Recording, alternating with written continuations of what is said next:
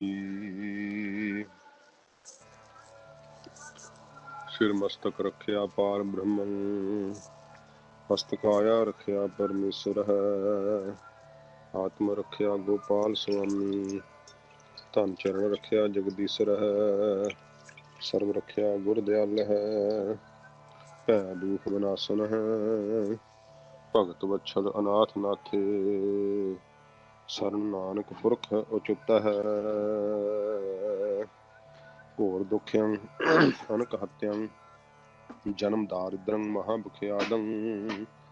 सिमरंत हर नाम नानक, जैसे पाव काष्ट भस्मं करोत।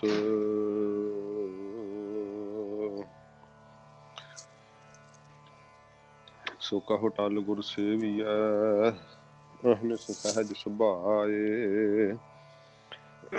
दर्शन परसै गुरु कै, जन्म मरण दुख जाए। दर्शन परसै गुरु कै, जन्म मरण दुख जाए। सतनाम श्री वाहिगुरु साहिब जी। आसन लोए लोए भंडार, जो किछ पाया सो एका वार। आसन लोए लोए भंडार,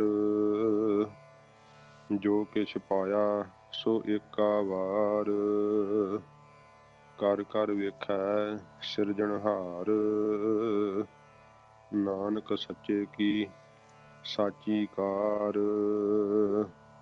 आदेश तिसै आदेश, आद अनील अनाद अनाहत। जुग जुग एको वेश,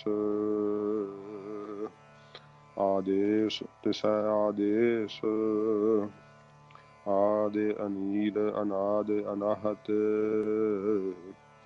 जुग जुग एको वेश। वाहिगुरु जी का खालसा, वाहिगुरु जी की फतेह। सच्चे पातशाह धन साहिब श्री गुरु ग्रंथ साहिब जी महाराज, सतगुरु जी की किरपा सदका ਆਪਾਂ सतसंगत ਦੇ रूप ਵਿੱਚ सतगुरु जी ਦੀ ਬਾਣੀ ਸੁਣਨ ਲਈ ਇਕੱਤਰ ਹੋਏ ਹਾਂ। ਅੱਜ 31ਵੀਂ ਪੌੜੀ ਚੱਲੀ ਹੈ। ਸਤਿਗੁਰੂ ਪਾਤਸ਼ਾਹ ਜੀ ਮਹਾਰਾਜ ਦੀ ਕਿਰਪਾ ਨਾਲ 30 ਪੌੜੀਆਂ ਆਪਾਂ ਸੰਪੂਰਨ ਕਰ ਲਈਆਂ ਤੇ ਵਿਸ਼ਰਾਮ ਪਹਿਲਾਂ ਸਰਵਣ ਕਰੀਏ। ਆਸਣ ਲੋਏ ਲੋਏ ਭੰਡਾਰ, ਜੋ ਕਿਛ ਪਾਇਆ ਸੋ ਏਕਾ ਵਾਰ। ਕਰ ਕਰ ਵੇਖੈ, ਵੇਖੇ ਨਹੀਂ ਕਹਿਣਾ, ਵੇਖੈ ਕੱਖੇ ਦਲਾਮਾ। ਕਰ ਕਰ ਵੇਖੈ, ਜਦੋਂ ਆਪਾਂ ਵਾਹਿਗੁਰੂ ਇੱਕ ਗਲਤੀ ਸੁਧਾਰ ਲਈਏ ਨਾ, ਜੇ ਆਪਾਂ ਦਲਾਵਾਂ ਦੀ ਥਾਂ ਤੇ ਲਾਂ ਬੋਲਦੇ ਆ ਤੇ ਫਿਰ ਸਮਝ ਲਓ ਵੀ ਸਾਰੀਆਂ ਹੀ ਗਲਤੀਆਂ ਸੁਧਰ ਗਈਆਂ ਦਲਾਵਾਂ ਵਾਲੀਆਂ। ਕਰ ਕਰ ਵੇਖੈ ਸਿਰਜਣਹਾਰ, ਨਾਨਕ ਸੱਚੇ ਕੀ ਸਾਚੀ ਕਾਰ। ਆਦੇਸ਼ ਤਿਸੈ ਆਦੇਸ਼, ਆਦ ਅਨੀਦ ਅਨਾਦ ਅਨਾਹਤ। ਜੁਗ ਜੁਗ ਏਕੋ ਵੇਸ਼। ਹਾਂਜੀ, ਇਹ ਵਿਸ਼ਰਾਮ ਨੇ ਤੇ ਪਾਠ ਛੋਟੀ ਪੌੜੀ 1-2 ਪਾਠ ਆਏ ਵਿੱਚ ਜਿਨ੍ਹਾਂ ਤੇ ਧਿਆਨ ਦੇਣਾ, ਦਲਾਵਾਂ ਦਾ ਉਚਾਰਨ ਜਿਹੜਾ ਉਹ ਖਿਆਲ ਨਾਲ ਕਰਨਾ। ਸੱਚੇ ਪਾਤਸ਼ਾਹ ਜੀ ਮਹਾਰਾਜ ਦੇ ਕੋਲ ਸਿੱਧਾ ਨੇ ਬੇਨਤੀ ਕੀਤੀ ਕਿ ਮਹਾਰਾਜ ਸਾਡਾ ਆਸਣ ਤਾਂ ਸਮੇਰ ਪਰਬਤ ਤੇ ਆ, ਤੇ ਇਹਨਾਂ ਦਾ ਜਿੱਦਾਂ ਪਿੱਛੇ ਆਇਆ ਸੀ ਨਾ ਭੰਡਾਰੀ ਸ਼ਬਦ, ਉਹ ਭੰਡਾਰ ਸ਼ਬਦ ਆ ਰਿਹਾ ਹੈ। ਇਹਨਾਂ ਕੋਲ ਭੰਡਾਰ ਸਿੱਧਾਂ ਕੋਲ ਹੁੰਦਾ ਇੱਕ, ਤੇ ਉਹਨਾਂ ਦਾ ਉਹ ਜਿਹੜਾ ਇੱਕ ਸਿੱਧ ਹੁੰਦਾ ਹੈ ਉੱਥੇ, ਜਿਵੇਂ ਗੁਰੂ ਘਰ ਦੇ ਵਿੱਚ ਨਾ ਜਿੱਦਾਂ ਆਦਿ ਕਾਲ ਤੋਂ ਹੀ ਮਹਾਰਾਜ ਸਾਹਿਬ ਦੇ ਸਮੇਂ ਤੋਂ ਜਿੱਥੇ ਲੰਗਰ ਦੀਆਂ ਰਸਤਾਂ ਪਈਆਂ ਹੋਣ, ਆਟਾ ਦਾਲਾਂ ਤੇ ਲੂਣ ਗੁੜ ਘਿਓ, ਉਹ ਸਾਰੇ ਥਾਂ ਨੂੰ ਕੁਠਾਰ ਕਹਿੰਦੇ ਆ। ਕੁਠਾਰ ਜਿਹੜਾ ਉੱਥੇ ਉਹਦੀ ਜ਼ਿੰਮੇਵਾਰੀ ਹੋਵੇ ਜਿਹਨੂੰ, ਉਹਨੂੰ ਕਹਿੰਦੇ ਕੁਠਾਰੀ। ਤੇ ਇਹ ਜਿਹੜਾ ਸਿੱਧਾਂ ਦਾ ਮਤਲਬ ਕਿ ਭੰਡਾਰੇ ਦਾ ਜਿਹੜਾ ਵਰਤਾਉਣ ਵਾਲਾ ਛੰਦ ਆ, ਉਹਨੂੰ ਇਹ ਭੰਡਾਰੀ ਕਹਿੰਦੇ ਆ। ਤੇ ਮਹਾਰਾਜ ਨੂੰ ਕਹਿੰਦੇ ਆ ਵੀ ਆਪ ਜੀ ਦੇ ਮੱਤ 'ਚ ਕਿਹੜਾ ਆਸਣ ਹੈ ਤੇ ਕਿਹੜਾ ਭੰਡਾਰ ਹੈ। ਤੇ ਉਹ ਜਿਹੜੇ ਆ ਸਿੱਧ ਇਹ 24 ਆਸਣ ਲਾ ਕੇ ਜੋਗ ਕਮਾਉਂਦੇ ਆ। ਆਸਣ ਤਾਂ ਉੱਦਾਂ ਜਿਹੜਾ ਆਸਣਾਂ ਬਾਰੇ ਵਿਸਥਾਰ ਆਉਂਦਾ, ਉਹ ਜਿੰਨੀਆਂ 84 ਲੱਖ ਜੂਨਾਂ ਨੇ ਉਨੇ ਹੀ ਆਸਣ, ਉਨੇ ਆਸਣ ਕਹਾਉਂਦੇ ਆ। ਉਹਨਾਂ 84 ਲੱਖ ਦੇ ਵਿੱਚੋਂ ਫਿਰ 84 ਮੁੱਖ ਆਸਣ ਨੇ। ਉਹਨਾਂ 84 ਵਿੱਚੋਂ 24 ਆਸਣ ਜਿਹੜੇ ਆ ਉਹ ਮੁੱਖ ਆਸਣ ਉਹ ਵੀ ਨੇ, ਤੇ ਉਹਨਾਂ 24 ਵਿੱਚੋਂ 4 ਆਸਣ ਹੋਰ ਮੁੱਖ ਨੇ, ਜਿਨ੍ਹਾਂ ਵਿੱਚ ਪਦਮਾਸਣ ਤੇ ਬਾਕੀ 3 ਹੋਰ ਨੇ। ਤੇ ਮਹਾਰਾਜ ਨੂੰ ਕਹਿੰਦੇ ਆ ਵੀ ਮਹਾਰਾਜ ਅਸੀਂ ਤਾਂ 24 ਆਸਣ ਲਾ ਕੇ ਜੋਗ ਕਮਾਉਂਦੇ ਆ, ਆਪ ਜੀ ਕਿਸ ਤਰ੍ਹਾਂ ਆਸਣ ਲਾਉਂਦੇ ਹੋ ਤੇ ਪਰਮੇਸ਼ਰ ਕਿੱਥੇ ਰਹਿੰਦਾ ਹੈ ਵੀ ਸਾਨੂੰ ਦੱਸੋ। ਤਾਂ ਮਹਾਰਾਜ ਜੀ ਫਿਰ ਉੱਤਰ ਦਿੰਦੇ ਆ, ਆਸਣ ਲੋਏ ਲੋਏ ਭੰਡਾਰ, ਇਸ ਲੋਕ ਬ੍ਰਹਮ ਲੋਕ ਇੰਦਰਪੁਰੀ ਕੁਬੇਰਪੁਰੀ ਬੈਕੁੰਠ ਸ਼ਿਵਪੁਰੀ ਪਤਾਲ ਆਦਿਕ ਸਾਰਿਆਂ ਲੋਕਾਂ ਵਿੱਚ ਉਸ ਪਰਮੇਸ਼ਰ ਦਾ ਆਸਣ ਲੱਗਾ ਹੋਇਆ ਹੈ। ਆਸਣ ਲੋਏ ਲੋਏ ਭੰਡਾਰ, ਲੋਏ ਲੋਏ ਤੋਂ ਲੋਕਾਂ ਵਿੱਚ, ਭਾਵ ਜਿਹੜੇ ਸਾਰੀਆਂ ਜਗ੍ਹਾ ਮੰਨੀਆਂ ਜਾਂਦੀਆਂ, 7 ਦੀਪ ਮੰਨੇ ਜਾਂਦੇ ਆ ਜਿਹੜੇ ਇਸ ਬ੍ਰਹਿਮੰਡ ਦੇ। ਉਦਾਂ ਤਾਂ ਉਹਨਾਂ ਦੀ ਗਿਣਤੀ ਨਹੀਂ, ਮਹਾਰਾਜ ਕਹਿੰਦੇ ਕਈ ਕੋਟ ਆ, ਤੇ ਲੋਕ ਮੰਨੇ ਜਾਂਦੇ ਆ। ਉਹਨਾਂ ਵਿੱਚ ਮਹਾਰਾਜ ਕਹਿੰਦੇ ਭਾਈ ਵਾਹਿਗੁਰੂ ਦਾ ਆਸਣ ਲੱਗਾ ਹੋਇਆ, ਉਹ ਸਮਾਇਆ ਹੋਇਆ, ਸਾਨੂੰ ਹੋਰ ਵੱਖਰਾ ਆਸਣ ਲਾਉਣ ਦੀ ਕੀ ਲੋੜ ਹੈ। ਸਾਰਿਆਂ ਜੀਵਾਂ ਨੂੰ ਜੋ ਰੋਜੀ ਦੇ ਰਿਹਾ ਹੈ, ਇਹੋ ਹੀ ਉਸਦਾ ਲੋਕਾਂ ਵਿੱਚ ਭੰਡਾਰਾ ਵਰਤ ਰਿਹਾ ਹੈ। ਉਹਨੂੰ ਫਿਕਰ ਹੈ ਪਰਮੇਸ਼ਰ ਨੂੰ ਦੇਣ ਦਾ। ਜਿਹੜਾ ਆਸਣ ਲਾਉਣੇ ਆ, ਯੋਗ ਕਮਾਉਣਾ ਹੈ, ਇਹ ਕੋਈ ਜਿੱਦਾਂ ਬੁਰਾ ਨਹੀਂ ਹੈ, ਤੇ ਪਰ ਪਰਮੇਸ਼ਰ ਦੀ ਪ੍ਰਾਪਤੀ ਵਾਸਤੇ ਨਾਮ ਵਰਗਾ ਉੱਤਮ ਸਾਧਨ ਨਹੀਂ ਹੈ। ਸਰੀਰਕ ਕਸਰਤ ਵਾਸਤੇ ਯੋਗ ਆਸਣ ਚੰਗੇ ਆ, ਪਰ ਅਧਿਆਤਮਕ ਪ੍ਰਾਪਤੀ ਵਾਸਤੇ ਜਿਵੇਂ ਯੋਗ ਕਹਿੰਦਾ ਹੈ ਕਿ ਯੋਗ ਨਾਲ ਹੀ ਚਿੱਤ ਦੀਆਂ ਬਿਰਤੀਆਂ ਦਾ ਨਿਰੋਧ ਹੁੰਦਾ ਹੈ, ਉਹ ਤਾਂ ਬਹੁਤ ਕਠਿਨ ਕਰਨਾ ਪੈਂਦਾ ਬੜਾ, ਤੇ ਸ਼ਬਦ ਨਾਲ ਚਿੱਤ ਦੀ ਬਿਰਤੀ ਦਾ ਬਹੁਤ ਜਲਦੀ ਨਿਰੋਧ ਹੋ ਜਾਂਦਾ। ਇਸ ਕਰਕੇ ਮਹਾਰਾਜ ਕਹਿੰਦੇ ਆ ਅਸੀਂ ਵੱਖਰਾ ਆਸਣ ਕੀ ਲਾਉਣਾ, ਵਾਹਿਗੁਰੂ ਦਾ ਹੀ ਆਸਣ ਸਭ ਥਾਵਾਂ ਤੇ ਲੱਗਾ ਹੋਇਆ। ਫਿਰ ਜਿਹੜਾ ਹੈ ਗੁਰਮਤ ਵਿੱਚ ਆਸਣ ਲਾਉਣ ਦਾ ਹੈ ਚੌਂਕੜਾ ਲਾ ਕੇ ਵਾਹਿਗੁਰੂ ਦਾ ਨਾਮ ਜਪਣਾ। ਸਰੀਰ ਜਦੋਂ ਬਿਰਧ ਹੋ ਜਾਂਦਾ ਤੇ ਜਾਂ ਢਿੱਲਾ ਹੁੰਦਾ, ਉਦੋਂ ਤਾਂ ਆਪਾਂ ਕਿਸੇ ਵੀ ਤਰੀਕੇ ਨਾਲ ਬਹਿ ਕੇ ਜਪ ਸਕਦੇ ਹਾਂ।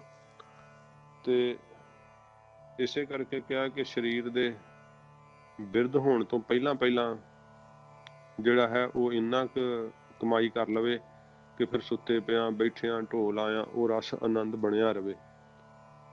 ਕਿਹਾ ਨਾ ਜਬ ਲਗ ਬਿਕਲ ਭਈ ਨਹੀਂ ਬਾਨੀ, ਭਜ ਲੈ ਰੇ ਮਨ ਸਾਰੰਗ ਪਾਨੀ।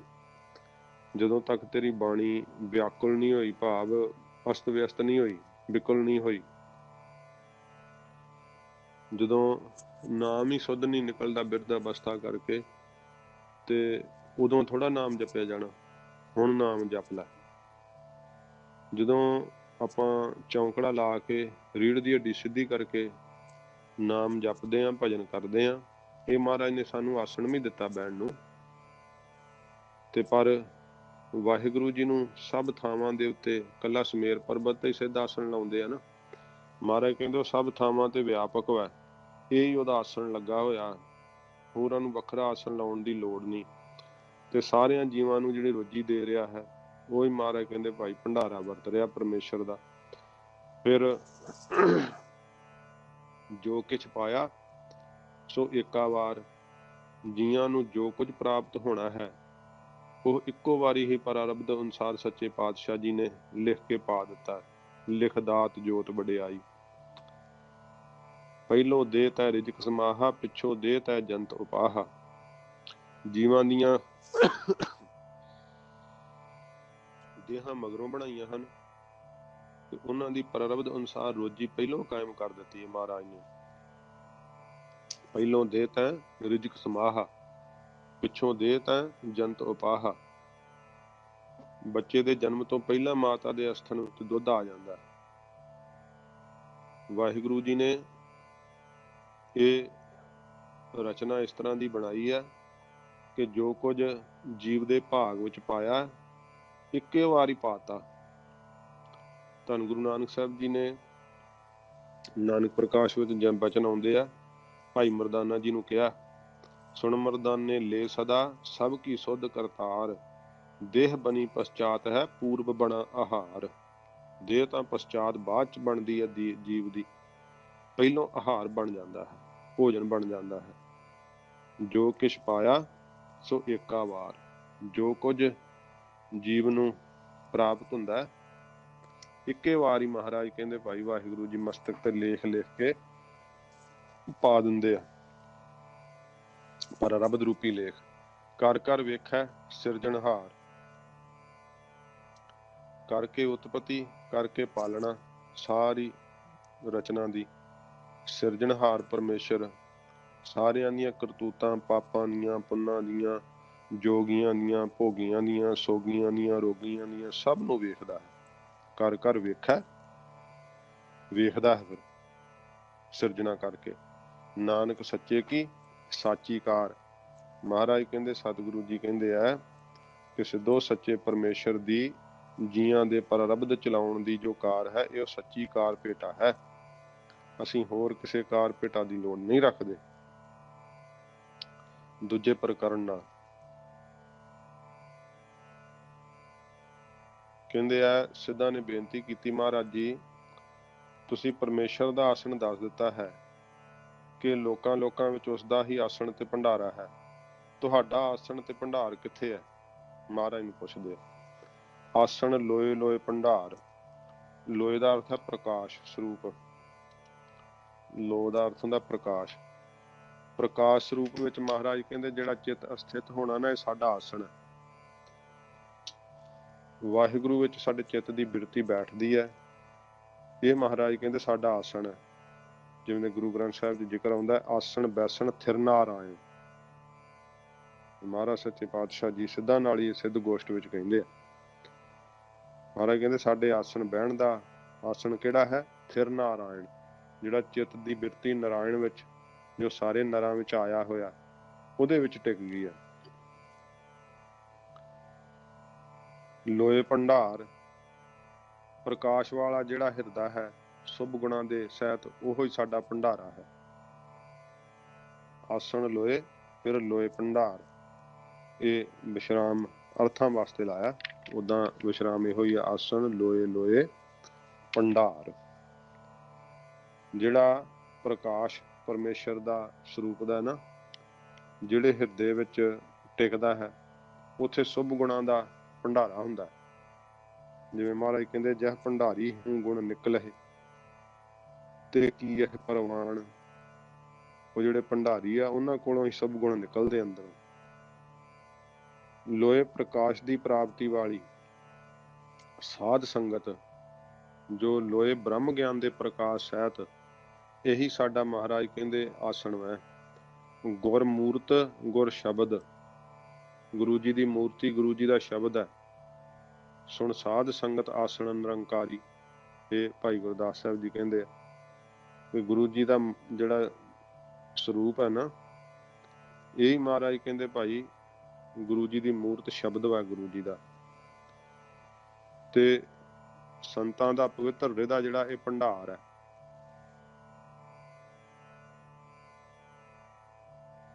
ਜਿਹੜਾ ਭੰਡਾਰ ਮਹਾਰਾਜ ਗੁਰੂ ਨਾਨਕ ਸਾਹਿਬ ਦਾ 20 ਰੁਪਈਆਂ ਨਾਲ ਚਲਾਇਆ ਹੈ ਲੰਗਰ ਮਹਾਰਾਜ ਜੀ ਨੇ,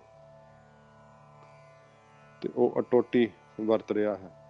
जो गुरु दे लंगर चलते हैं इहो ही लोकां विच भंडारे वरत रहे। कित्थे तक वेख लो, एक थां सब थावां ते दुनिया भर विच जिथे जिथे गुरुद्वारे साहब है, सब थावां ते गुरु साहब का भंडारा वरत रहा है। तो सच्चे पातशाह जी महाराज कहते हैं ये गुरु जी दे शुभ गुण जिहड़े आ संतां दा हृदय जिथे वाहिगुरु का प्रकाश हो जाता है वो भंडारा बन जाता है। उन्हां दा आसन कित्थे है? प्रकाश रूप परमेश्वर विच टिकना। प्रकाश रूप परमेश्वर का जिथे वास है वो भंडारा बन जाता है उन्हां दा हृदय। ते सच्चे पातशाह जी महाराज कहते हैं जो किछ पाया सो एका वार। जो कुछ भी जीवां ने पाया ना, सच्चे पातशाह महाराज कहते हैं वो इक्को वारी वाहिगुरु जी ने बख्शिश की है। असीं जो कुछ प्राप्त करना सी वो इक्को वारी अकाल पुरख वाहिगुरु के पासों प्राप्त किया। महाराज जी ने भी कहा जदों महाराज वहीं राही सचखंड गए सी उस वेले महाराज जी एक ओंकार तो लैके ते गुरप्रसाद तक वाहिगुरु जी ने महामंत्र की दात बख्शिश की सी। ते महाराज जी ने फिर सिफत विच अगों आख्या सी आदि सच जुगाद सच है भी सच नानक होसी भी सच। इउं सच्चे पातशाह जी महाराज कहते हैं कि असीं फिर वाहिगुरु की सिफत गाउणा कीती सी ते इनू अकाल पुरख वाहिगुरु जी ने आग्या की कि मूल मंत्र इनू फिर मिला के हुण सारे संसार नूं वंड दिओ। ते महाराज जी ने फिर बचन कीते आ हौ ढाडी बेकार कारै लाया रात दह कै वार धुरों फरमाया।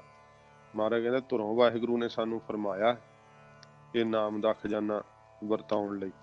इस करके सच्चे पातशाह जी महाराज कहते हैं कि ये असीं जो कुछ पाया ना वाहिगुरु तो, जिद्दां भाई गुरदास जी ने कहा ना वो जिहड़े जिद्दां संसार दे अंदर होर चीज़ां नूं सच मनदे करिश्मे नूं नहीं सच मनदे ना ते हुण जे वो कहंदे आ ते महाराज गुरु नानक साहब है जी सचखंड नहीं गए एवें ये गल्लां बनाईआं। हुण साडा इतिहास कहंदा कि सतगुरु जी वहीं राहीं प्रवेश करके सचखंड गए। फिर वो कहते भी जी इतिहास तो जी कवि भाई संतोख सिंह जी ने रचिया जब बाद च रल गड्ढ हो गई।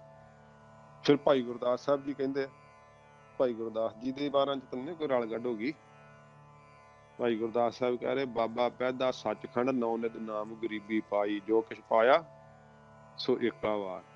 नौ नित नाम गरीबी पाई। महाराज कहते जो कुछ भी असीं पाया ना इक्को वार ही सतगुरु जी कहते भाई पा लिया। वाहिगुरु जी ने एक बार च सारी महाराज कहते बख्शिश कर दी है। भाई गुरदास जी ने भी जिक्र किया है खोल के जिथे गुरुद्वारा रोड़ी साहब है ना पाकिस्तान दे विच गुरुद्वारा रोड़ी साहब, ਉਹਦਾ नाम रोड़ी साहब क्यों है? भाई गुरदास साहब ने लिखा पहला बाबे पाया बख्शदर पिछों दे फिर घाल कमाई रेत अक आहार कर रोड़ा की गुर करी विछाई। रोड़ा की गुर करी विछाई रोड़ी साहब। भारी करी तपस्या वड्डे भाग हर स्यों बण आई बाबा पैदा सचखंड नौ नित नाम गरीबी पाई। ये भाई गुरदास साहब ने जिक्र किया। इस करके महाराज जी कहते जो किछ पाया सो एका वार। कर कर वेखै सिरजनहार परमेश्वर दे नाम दा करके सरवण करके मनण जो कमाई वाले हन रचनहार परमेश्वर दे ताई वेख लेंदे है। कर करके सरवण नाम दा कर करके मनण ते फिर सिरजनहार दा दर्शन पा लेंदे आ। सतगुरु जी नूं फिर बेनती करदे आ आप कोई कार भी करदे हो महाराज? सतगुरु कहंदे नानक सच्चे की साची कार। सतगुरु जी कहंदे आ कि सच्चा जो परमेश्वर है उसकी कार जिहड़ी भगती करनी है ना ये सच्ची कार है। आप भी करते हाँ तो होरनां तो भी कराउंदे हाँ। असीं इहो ही कार भेटा लैंदे हाँ नाम दे जपण दी। नाम जपदे हाँ ते नाम जपाउंदे हाँ। ਹੁਣ ਤੀसरे प्रकरण नाल आसन लोए लोए भंडार सिखां दे मुख द्वारा प्रश्न तां महाराज सच्चे पातशाह जी फरमाउंदे है, हे गुरसिखो, जिहड़ा अपने मन तो प्रकाश वाला स्वरूप है ਅਤੇ चंद सूरज तारे बिजली अग्नि बुद्धियां आदि सब ਦਾ ਪ੍ਰਕਾਸ਼ਕ ਹੈ, क्योंकि सब मह जोत जोत है सोए, तिस दा चानण सब मह चानण होए। जिस दी लो चानण ਨੂੰ ਲੈ ਕੇ ਸਭ ਪ੍ਰਕਾਸ਼ਮਾਨ ਹੋ ਰਹੇ ਹਨ, ਉਹ ਐਸਾ ਵਾਹਿਗੁਰੂ ਸਾਰਿਆਂ ਦਾ ਆਸਣ ਅਧਿਸ਼ਠਾਨ ਸਰੂਪ ਹੈ। ਗਿਆਨ ਰੂਪੀ ਦੀਵੇ ਦੁਆਰਾ ਉਸ ਪ੍ਰਕਾਸ਼ ਸਰੂਪ ਨੂੰ ਜਾਣ ਸਕੀਦਾ ਹੈ। ਜਾਪਿਆ ਜਿਉ ਸੰਘਾਸਣ ਲੋਏ, ਉਸ ਦੇ ਵਿੱਚ ਜਿਹੜਾ ਅਸਥਿਤ ਹੋਣਾ ਹੈ, ਇਹੀ ਮਹਾਰਾਜ ਕਹਿੰਦੇ ਗੁਰਸਿੱਖੋ ਆਸਣ ਲਾਉਣਾ ਕਰੋ।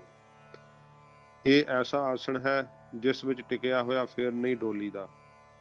ਇਹ ਨਾਸ਼ ਹੋਣ ਵਾਲਾ ਨਹੀਂ ਹੈ, ਜੰਮਣ ਮਰਨ ਦੇ ਕਲੇਸ਼ਾਂ ਵਿੱਚ ਨਹੀਂ ਪਈਦਾ। ਜਿਹਦਾ ਆਸਣ ਇੱਕ ਵਾਹਿਗੁਰੂ ਦੀ ਪ੍ਰੀਤ ਵਿੱਚ ਲੱਗ ਜਾਂਦਾ ਹੈ।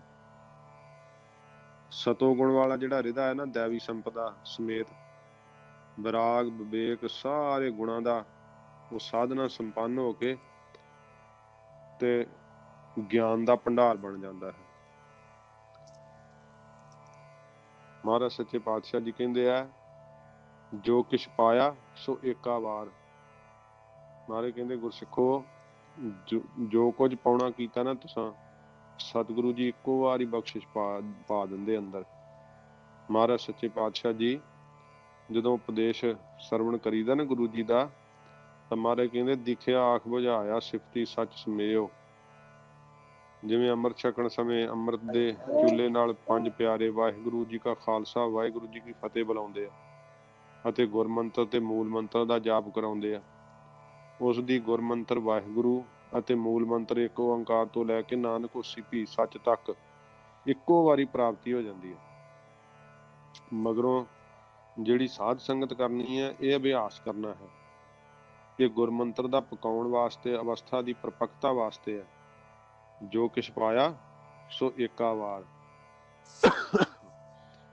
ਜੋ ਕੁਝ ਵੀ ਪਾਇਆ ਨਾ ਗੁਰੂ ਮਹਾਰਾਜ ਸਾਹਿਬ ਨੇ ਸਾਨੂੰ ਬਖਸ਼ਿਸ਼ ਕੀਤਾ ਹੈ, ਉਹ ਇੱਕੋ ਵਾਰੀ ਅੰਮ੍ਰਿਤ ਛਕਾ ਕੇ ਸਾਰਾ ਕੁਛ ਹੀ ਬਖਸ਼ ਦਿੱਤਾ। ਜਿਵੇਂ ਮਹਾਰਾਜ ਸਾਹਿਬ ਜੀ ਨੇ ਕਿਹਾ ਨਾ ਵੀ ਇਹ ਮਨੁੱਖਾ ਸਰੀਰ ਜਿਹੜਾ ਪ੍ਰਾਪਤ ਹੋਇਆ ਹੈ, ਇਹ ਵਾਹਿਗੁਰੂ ਨੂੰ ਮਿਲਣ ਵਾਸਤੇ ਵਾਰੀ ਪ੍ਰਾਪਤ ਹੋਈ ਹੈ। ਮਾਨਸ ਜਨਮ ਹਰ ਪਾਈਆ, ਹਰ ਰਾਵਣ ਵੇਰਾ ਰਾਮ। ਇਹ ਤੈਨੂੰ ਵਾਹਿਗੁਰੂ ਦੇ ਨਾਮ ਦੇ ਜਪਣ ਦਾ ਵੇਲਾ ਮਿਲਿਆ ਹੈ। ਪਰਮੇਸ਼ਰ ਨਾਲ ਮਿਲਣ ਦੀ ਇਹ ਤੇਰੀ ਵਾਰੀ ਹੈ। ਇਸੇ ਜਨਮ ਵਿੱਚ ਹੀ ਪੁੰਨ ਕਰਕੇ ਵਾਹਿਗੁਰੂ ਦਾ ਨਾਮ ਦੇ ਜਪਣ ਦਾ ਵੱਡਾ ਪੁੰਨ ਕਮਾ। ਤੇ ਪਾਪਾਂ ਪੁੰਨਾਂ ਕਰਕੇ ਫਿਰ ਕੱਲਾ ਪਾਪਾਂ ਪੁੰਨਾਂ 'ਚ ਫਸਿਆ ਰਿਹਾ ਤੇ ਦੁੱਖ ਸੁੱਖ ਪ੍ਰਾਪਤ ਹੁੰਦੇ ਰਹਿੰਦੇ ਆ। ਇੱਕੋ ਵਾਰੀ ਹੀ ਚੌਂ ਯੁੱਗਾਂ ਦੇ ਸਰਾਪੇ ਵਿਛੜੇ ਭੁੱਲੇ ਭਟਕੇ ਸਤਿਗੁਰੂ ਜੀ ਨੇ ਮੇਲੇ। ਕਿਹਾ ਨਾ, ਚੌਂ ਯੁੱਗਾਂ ਕਾ ਹੁਣ ਨਬੇੜਾ, ਨਰ ਮਨੁੱਖਾਂ ਨੂੰ ਏਕ ਨਿਧਾਨਾ। ਦੇ ਬੜੀ ਅਮੋਲਕ ਪ੍ਰਾਪਤ ਹੋਈ ਹੈ। ਜੋ ਵਾਹਿਗੁਰੂ ਦੇ ਦਰੋਂ ਘਰੋਂ ਪਾਇਆ ਇੱਕੋ ਵਾਰੀ ਪ੍ਰਾਪਤ ਹੋਇਆ। ਫਿਰ 84 ਲੱਖ ਦਾ ਗੇੜਾ ਸਹਿਣਾ ਪੈਂਦਾ। ਇੱਕ ਹੈ ਆਵਨ ਫਿਰ ਜੋਨ ਨਾ ਆਇਆ, ਨਾਨਕ ਹਰਿ ਕਾ ਦਰਸ ਸਮਾਇਆ। ਇੱਕ ਵਾਰੀ ਤੂੰ ਆਇਆ ਤੇ ਨਾਮ ਜਪ ਲੈ, ਜੋ ਕੁਛ ਪਾਇਆ ਸੋ ਏਕਾ ਵਾਰ। ਤਾਂ ਮਹਾਰਾਜ ਕਹਿੰਦੇ ਫਿਰ ਨਹੀਂ ਆਏਗਾ ਜੂਨਾਂ ਦੇ ਅੰਦਰ। ਮਹਾਰਾਜ ਜੀ ਨੂੰ ਸਿੱਖ ਬੇਨਤੀ ਕਰਦੇ ਆ, ਜਿਸ ਨੇ ਇਸ ਵਾਰੀ ਪਰਮੇਸ਼ਰ ਨੂੰ ਪਾ ਲਿਆ, ਉਹ ਕਿਵੇਂ ਪਰਮੇਸ਼ਰ ਨੂੰ ਪ੍ਰਗਟ ਕਰਕੇ ਵੇਖ ਲੈਂਦਾ। ਫਿਰ ਭਾਵ ਜਦੋਂ ਪਰਮੇਸ਼ਰ ਦੀ ਸਾਖਿਆਤਾ ਹੁੰਦੀ ਹੈ, ਦਰਸ਼ਨ ਕਿਵੇਂ ਅੱਖਾਂ ਨਾਲ ਹੋ ਜਾਂਦੇ ਆ। ਮਹਾਰਾਜ ਕਹਿੰਦੇ ਕਰ ਕਰ ਵੇਖਿਆ ਸਿਰਜਣਹਾਰ। ਜਿਵੇਂ ਕਰ ਦਾ ਅਰਥ ਹੁੰਦਾ ਹੱਥ, ਹੱਥ ਤੇ ਰੱਖ ਕੇ ਹੱਥ ਵੇਖ ਲਈਦਾ ਨਾ, ਇਉਂ ਸਿਰਜਣਹਾਰ ਨੂੰ ਅਪਰੋਖ ਕਰਕੇ ਆਪਣਾ ਆਪ ਰੂਪ ਕਰਕੇ ਉਹਨਾਂ ਨੇ ਵੇਖ ਲਿਆ। ਹੱਥ ਦੇ ਉੱਤੇ ਔਲਾ ਰੱਖ ਕੇ ਹਸਤਾਮਲ ਗਿਆਨ ਹੋ ਜਾਂਦਾ। ਜਿੱਦਾਂ ਹੱਥ ਦੇ ਉੱਤੇ ਰੱਖਿਆ ਹੋਇਆ ਔਲਾ ਉਹਦਾ ਚਾਰ ਚੁਫੇਰਾ ਦਿਖਦਾ ਨਾ, ਇਸ ਤਰ੍ਹਾਂ ਗਿਆਨ ਹੋ ਜਾਂਦਾ। ਸਾਰੀ ਕਾਇਨਾਤ ਜਿਹੜੀ ਉਹਨਾਂ ਦੇ ਅੱਗੇ ਭੇਦ ਖੁੱਲ ਜਾਂਦਾ ਹੈ। ਵੇਖਣਹਾਰ ਉਹ ਸਾਰਿਆਂ ਦਾ ਦ੍ਰਿਸ਼ਟਾ ਰੂਪ ਹੈ ਪਰਮੇਸ਼ਰ, ਨਾਸ ਤੋਂ ਰਹਿਤ ਹੈ। ਮਹਾਰਾਜ ਕਹਿੰਦੇ ਉਹਦੇ ਸਰੂਪ ਨੂੰ ਪਾ ਕੇ ਨਿਹਾਲ ਹੋ ਜਾਂਦੇ ਆ। ਇਸ ਤਰ੍ਹਾਂ ਵਾਹਿਗੁਰੂ ਜੀ ਦਾ ਦਰਸ਼ਨ ਉਹਨਾਂ ਨੂੰ ਪ੍ਰਾਪਤ ਹੁੰਦਾ ਹੈ। ਨਾਨਕ ਸੱਚੇ ਕੀ ਸਾਚੀ ਕਾਰ। ਮਹਾਰਾਜ ਉਹਨਾਂ ਸਤਿਪੁਰਖਾਂ ਦੇ ਸਿੱਧ ਕਹਿੰਦੇ ਕਰਤੱਵ ਕਿਹੋ ਜਿਹੇ ਹੁੰਦੇ? ਫਿਰ ਸਤਿਗੁਰੂ ਜੀ ਫਰਮਾਉਂਦੇ ਆ, ਉਹ ਸੱਚੇ ਦੀ ਸੱਚੀ ਕਾਰ ਭਗਤੀ ਕਰਦੇ ਹਨ। ਸੱਚੇ ਅਕਾਲ ਪੁਰਖ ਦੀ ਉਹਨਾਂ ਨੂੰ ਪ੍ਰਾਪਤੀ ਹੋਈ ਹੈ। ਉਹ ਜਿਹੜਾ ਹੋਰਨਾਂ ਅਧਿਕਾਰੀਆਂ ਨੂੰ ਸੱਚੇ ਪ੍ਰਾਪਤੀ ਵਾਸਤੇ ਸਰੂਪ ਦੀ ਸਾਖਿਆਤਤਾ ਕਰਾਉਂਦੇ ਆ ਨਾ, ਵਿਦਿਆ ਦੇਣੀ, ਨਾਮ ਜਪਾਉਣਾ, ਤੇ ਇਹ ਚਿਹਰੇ ਦੀ ਚੰਚਲਤਾ ਗਵਾਉਣ ਵਾਸਤੇ, ਉਹਦੇ ਅੰਦਰੋਂ ਵਿਕਾਰਾਂ ਨੂੰ ਨਾਸ਼ ਕਰਨ ਵਾਸਤੇ, ਭਾਵ ਭਗਤੀ ਵਿੱਚ ਲਾਉਣ ਵਾਸਤੇ, ਕਿਤੇ ਪਾਪ ਛੁੱਟ ਜਾਣ, ਤੇ ਇਉਂ ਜਿਹੜਾ ਹੈ ਭਾਵ ਭਗਤੀ ਵਿੱਚ ਲਾਉਣਾ। ਉਹਨਾਂ ਦੀ ਬਾਬਤ ਕਿਹਾ, ਆਪ ਮੁਕਤ ਕਰਿਆ ਸੰਸਾਰ। ਆਪ ਨਾਮ ਜਪਣਾ, ਹੋਰਨਾਂ ਨੂੰ ਜਪਾਉਣਾ, ਸੱਚੀ ਕਾਰ ਕਰਦੇ ਆ। ਹੋਰਨਾਂ ਜਿਹੜੀਆਂ ਕਾਰਾਂ ਵਿੱਚ ਉਹ ਆਪਣਾ ਚਿੱਤ ਨਹੀਂ ਲਾਉਂਦੇ। ਆਦੇਸ਼ ਤਿਸੈ ਆਦੇਸ਼, ਉਸ ਵਾਹਿਗੁਰੂ ਨੂੰ ਮਹਾਰਾਜ ਕਹਿੰਦੇ ਸਾਡੀ ਆਦੇਸ਼ ਹੈ, ਨਮਸਕਾਰ ਹੈ। ਆਦ ਅਨੀਲ ਅਨਾਦ ਅਨਾਹਤ, ਜੋ ਆਦ ਰੂਪ ਹੈ, ਨੀਲ ਕਿਸੇ ਪ੍ਰਕਾਰ ਦੇ ਰੰਗਾਂ ਤੋਂ ਰਹਿਤ ਹੈ। ਮਹਾਰਾਜ ਕਹਿੰਦੇ ਭਾਈ ਜਿਹਦਾ ਆਦ ਨਹੀਂ ਜਾਣਿਆ ਜਾ ਸਕਦਾ ਤੇ ਨਾਸ਼ ਤੋਂ ਰਹਿਤ ਹੈ। ਨਾ ਤਿਸ ਬਾਪ ਨਾ ਮਾਏ ਕਿਨ ਤੂੰ ਜਾਇਆ। ਉਸ ਸਰੂਪ ਨੂੰ ਸੱਚੇ ਪਾਤਸ਼ਾਹ ਜੀ ਮਹਾਰਾਜ ਕਹਿੰਦੇ ਆ ਅਸੀਂ ਨਮਸਕਾਰ ਕਰਦੇ ਹਾਂ। ਜੁਗ ਜੁਗ ਇੱਕੋ ਵੇਸ, ਜੋ ਮਹਾਰਾਜ ਕਹਿੰਦੇ ਜੀਵ ਈਸ਼ ਦੇ ਵਿੱਚ ਇੱਕੋ ਹੀ ਹੈ। ਪਰਮੇਸ਼ਰ ਪੁਰਖ ਤੇ ਪ੍ਰਕਿਰਤੀ ਵਿੱਚ ਇੱਕੋ ਹੀ ਹੈ। ਪਰਮੇਸ਼ਰ ਵਾਹਿਗੁਰੂ ਆਪ ਹੀ ਸਮਾ ਰਿਹਾ ਹੈ। ਤੋ ਇਹਦਾ ਮੂਲ ਰੂਪ ਵਿੱਚ ਜੋ ਹੈ ਆਪਾਂ ਉਹ ਸਰਵਣ ਕਰੀਏ। ਸੱਚੇ ਪਾਤਸ਼ਾਹ ਜੀ ਨੇ ਕਿਹਾ, ਉਸ ਏਕੇ ਦਾ ਆਸਣ ਤੇ ਭੰਡਾਰੇ ਨਿਰੇ ਸ਼ਿਵ ਲੋਕ ਜਾਂ ਤਿੰਨਾਂ ਲੋਕਾਂ ਵਿੱਚ ਨਹੀਂ, ਸਗੋਂ ਕਿ ਲੋਕ ਵਿੱਚ ਹਨ। ਉਹਨਾਂ ਭੰਡਾਰਿਆਂ ਵਿੱਚ ਜੋ ਕੁਛ ਉਸਨੇ ਪਾਇਆ ਹੈ ਸੋ ਇੱਕੋ ਵਾਰ ਪਾ ਦਿੱਤਾ ਹੈ। ਉਹ ਰਚਨਹਾਰ ਦੀ ਰਚੀ ਹੋਈ ਰਚਨਾ, ਮਹਾਰਾਜ ਕਹਿੰਦੇ ਉਹਦੇ ਮੁੱਖ ਭੰਡਾਰੇ ਆ। ਉਹ ਭਰ ਕੇ ਕਿਤੇ ਚਲਾ ਨਹੀਂ ਗਿਆ, ਵਿੱਚੇ ਬੈਠਾ ਹੋਇਆ। ਕੀਤੀ ਹੋਈ ਰਚਨਾ ਨੂੰ ਆਪ ਵੇਖਦਾ ਤੇ ਸੰਭਾਲਦਾ ਹੈ। ਉਹ ਆਪ ਸੱਚਾ ਹੈ। ਇਸ ਕਰਕੇ ਮਹਾਰਾਜ ਕਹਿੰਦੇ ਨੇ ਉਹ ਸੱਚੇ ਦੀ ਕਾਰ ਵੀ ਜਿਹੜੀ ਹੈ ਨਾ, ਸੰਸਾਰ ਰੂਪ ਕੀਤੀ ਕਾਰ, ਉਹ ਵੀ ਸੱਚੀ ਹੈ। ਇੱਥੇ ਕਈ ਵਾਰੀ ਸ਼ੰਕਾ ਪੈਦਾ ਹੁੰਦਾ ਵੀ ਸੰਸਾਰ ਕੀਤਾ ਹੋਇਆ ਉਹ ਕਿਵੇਂ ਸੱਚਾ ਹੈ। ਜਿਵੇਂ ਅੱਜ ਜ਼ਿਕਰ ਆਇਆ ਸੀ, ਸੱਚ ਸੱਚ ਸੱਚ ਸਭ ਕੀਨਾ। ਸ੍ਰੀ ਸੁਖਮਨੀ ਸਾਹਿਬ ਜੀ ਦੀ 12ਵੀਂ ਅਸ਼ਟਪਦੀ ਸੰਪੂਰਨ ਹੋਈ। ਸੱਚੇ ਪਾਤਸ਼ਾਹ ਜੀ ਕਹਿੰਦੇ ਨੇ ਉਹਨੇ ਆਪਣੇ ਸੱਚੇ ਨੇ ਸੱਚੇ ਸ਼ਬਦ ਦੇ ਨਾਲ ਸੱਚਾ ਹੀ ਸਾਰਾ ਕੁਝ ਕੀਤਾ ਹੈ। ਪਾਣੀ ਤੇ ਲਹਿਰ ਬਣਦੀ ਹੈ ਤੇ ਲਹਿਰ ਦੇ ਵਿੱਚ ਵੀ ਤਾਂ ਪਾਣੀ ਹੁੰਦਾ। ਸੋਨੇ ਦੇ ਗਹਿਣੇ ਹੁੰਦੇ ਆ, ਉਹ ਗਹਿਣੇ ਹੋ ਕੇ ਵੀ ਤਾਂ ਸੋਨਾ ਹੀ ਆ। ਤੇ ਜਦੋਂ ਉਹਨਾਂ ਨੂੰ ਢਾਲ ਦਈਏ ਉਦੋਂ ਵੀ ਸੋਨਾ ਹੋ ਜਾਂਦੇ ਆ। ਸੋਨਾ ਪਹਿਲਾਂ ਹੀ ਸੀਗਾ।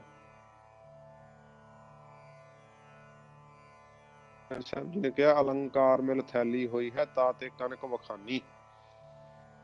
ਜਿਹੜੇ ਅਲੰਕਾਰ ਗਹਿਣੇ ਹੁੰਦੇ ਆ ਨਾ, ਜੇ ਉਹਨਾਂ ਨੂੰ ਢਾਲ ਦਈਏ ਤੇ ਤਾਂ ਤੇ ਉਹਨੂੰ ਫਿਰ ਕੀ ਕਹਿੰਦੇ ਆ? ਕਨਕ ਸੋਨਾ ਕਹਿੰਦੇ ਆ। ਤੇ ਜਦੋਂ ਗਹਿਣੇ ਹੁੰਦੇ ਉਦੋਂ ਕਹਿੰਦੇ ਜੀ ਇਹ ਛਾਪਾਂ ਛੱਲੇ ਕੜੇ ਆ। ਜਦੋਂ ਸੰਸਾਰ ਦੇ ਵਿੱਚ ਮੋਹ ਮਮਤਾ ਵਿੱਚ ਫਸਦੇ ਆ ਉਦੋਂ ਸੰਸਾਰ ਦੇ ਰਸ ਹੈ। ਤੇ ਜਦੋਂ ਸੰਸਾਰ ਦੇ ਵਿੱਚ ਗਿਆਨ ਹੋ ਜਾਂਦਾ ਹੈ ਤੇ ਮਹਾਰਾਜ ਨੇ ਕਿਹਾ ਸੰਸਾਰ ਤੁਮ ਦੇ ਦੇ ਹਰ ਕਾ ਰੂਪ ਹੈ, ਹਰ ਰੂਪ ਨਦਰੀ ਆਇਆ। ਨਾਨਕ ਸੱਚੇ ਕੀ ਸਾਚੀ ਕਾਰ। ਪਰਮੇਸ਼ਰ ਦੀ ਸਾਰੀ ਕਾਰ ਜਿਹੜੀ ਹੈ ਨਾ, ਰਚਨਾ ਕੀਤੀ ਜਿਹੜੀ, ਇਹ ਵੀ ਸੱਚੇ ਪਾਤਸ਼ਾਹ ਜੀ ਮਹਾਰਾਜ ਕਹਿੰਦੇ ਭਾਈ ਸੱਚੀ ਹੈ। ਵਾਹਿਗੁਰੂ ਜੀ ਨੇ ਜੋ ਬਣਾਈ ਹੈ। ਜਿਹੜੇ ਸਿੱਧਾਂ ਦੇ ਆਸਣ ਵਾ, ਇਹਨਾਂ ਦਾ ਵਿਸਥਾਰ ਬਹੁਤ ਹੈ। ਆਪਾਂ ਫਿਰ ਜਦੋਂ ਕਿਤੇ ਮੌਕਾ ਮਿਲਿਆ ਤੇ ਆਪਾਂ ਆਸਣਾਂ ਦੇ ਬਾਰੇ ਜਿਹੜਾ ਹੈ ਉਹ ਜਿਹੜਾ ਹੈ ਜ਼ਿਕਰ ਕਰਾਂਗੇ। ਇਹ ਯੋਗ ਦੇ 8 ਅੰਗ ਹੁੰਦੇ ਆ। ਉਹਨਾਂ ਵਿੱਚੋਂ ਯਮ, ਨੇਮ, ਆਸਣ, ਪ੍ਰਾਣਾਯਾਮ, ਪ੍ਰਤਿਹਾਰ, ਧਾਰਨਾ, ਧਿਆਨ ਤੇ ਸਮਾਧੀ, ਇਹ 8 ਅੰਗ ਆ ਯੋਗ ਦੇ। ਹਾਂਜੀ, ਤੇ ਇਹਨਾਂ ਦਾ ਮਾੜਾ ਜਿਹਾ ਅਸੀਂ ਸੰਖੇਪ ਜਿਹਾ ਸੁਣ ਲੈਂਦੇ ਆ। ਫਿਰ ਜਿਹੜੇ ਆ ਯਮ ਉਹਨੂੰ ਕਹਿੰਦੇ ਆ, ਯਮ ਉਹ ਜਮ ਨਹੀਂ ਜਿਹੜਾ ਭੂਤ ਪ੍ਰੇਤ ਵਾਲਾ। ਇੱਥੇ ਇਹ ਅਯੋਗ ਦਾ ਅੰਗ ਆ। ਇਹ ਇਕੱਲਾ ਜੇ ਜਮ ਦਾ ਵਿਸਥਾਰ ਕਰਨਾ ਨਾ ਤੇ ਇਹ 10 ਪ੍ਰਕਾਰ ਦਾ ਮੰਨਿਆ ਸਿੱਧਾਂ ਨੇ। ਪਹਿਲਾ ਹੈ ਹਿੰਸਾ ਤਿੰਨੇ ਪ੍ਰਕਾਰ ਦੀ ਨਹੀਂ ਕਰਨੀ, ਮਨ ਬਾਣੀ ਸਰੀਰ ਕਰਕੇ। ਮਨ ਤੇ ਬੁਰਾ ਨਾ ਚਿਤਵਣਾ, ਜ਼ਬਾਨ ਕਰਕੇ ਫਿੱਕਾ ਨਾ ਬੋਲਣਾ, ਦੇਹ ਕਰਕੇ ਕਿਸੇ ਜੀਵ ਨੂੰ ਨਾ ਮਾਰਨਾ। ਹਾਂਜੀ, ਇਹ 3 ਪ੍ਰਕਾਰ ਦੀ ਹਿੰਸਾ ਹੈ। ਮਨ ਕਰਕੇ ਬੁਰਾ ਨਾ ਚਿਤਵਣਾ, ਜ਼ਬਾਨ ਕਰਕੇ ਫਿੱਕਾ ਨਾ ਬੋਲਣਾ, ਦੇਹ ਕਰਕੇ ਕਿਸੇ ਜੀਵ ਨੂੰ ਨਾ ਮਾਰਨਾ। ਦੂਸਰਾ ਯਮ ਹੈ ਝੂਠ ਨਾ ਬੋਲੋ, ਸਦਾ ਸੱਚ ਬੋਲੋ।